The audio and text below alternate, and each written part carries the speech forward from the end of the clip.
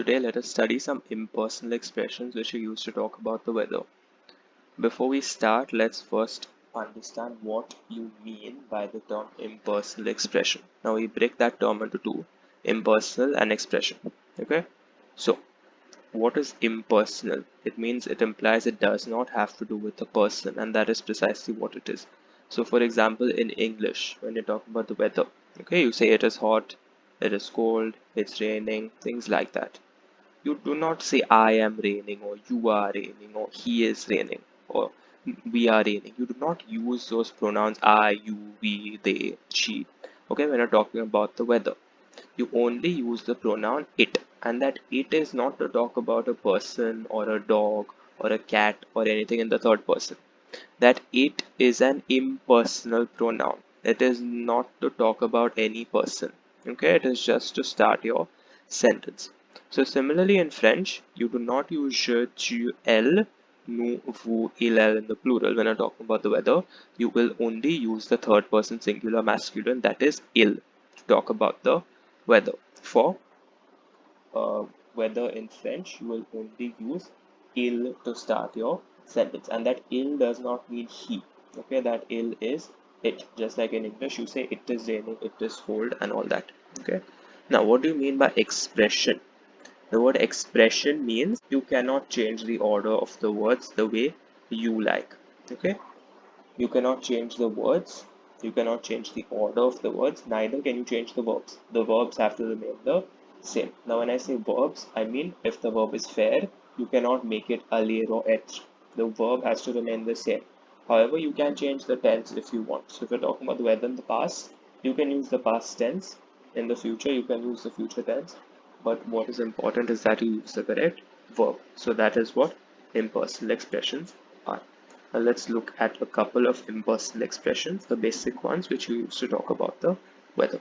Now the ones which you'll find on this slide, they are all with the verb faire.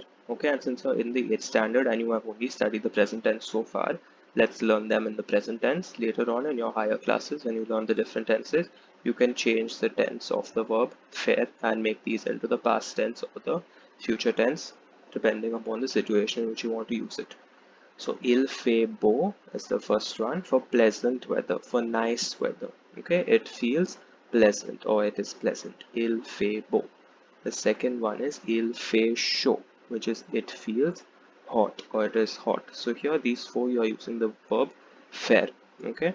Then il fait froid is the opposite of il fait chaud. Il fait froid means it feels cold. And the third one is the fourth one, sorry, il fait frais is it feels cool. So froid is cold, frais is cool. Frais is a little more pleasant than froid. Okay, froid is the uncomfortable kind of cold, like chilly weather, the way we say. Okay, so these four are with faire. Now the next four are verbs in themselves. Okay, pleuvoir is conjugated as il pleut. It is raining. Pleuvoir is to rain. It only conjugates with il, as il pleut, for it is raining.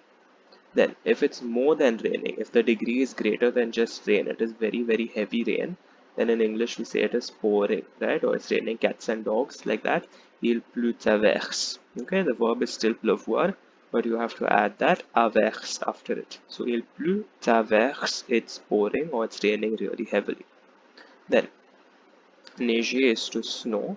So again, just like pleuvoir, neiger is also conjugated only for il, as il neige, for it is snowing. And then if it's more than snowing, if it's really, really, really snowing badly and it's really cold, then you will use the verb geler, which is to freeze. Il gèle. Okay, so il pleut is it is raining, il pleut avec, it's pouring, il neige, it is snowing, il gèle, it is freezing. We have completed 8 impersonal expressions about the weather today, and I hope the concept of an impersonal expression is clear to you. Thank you.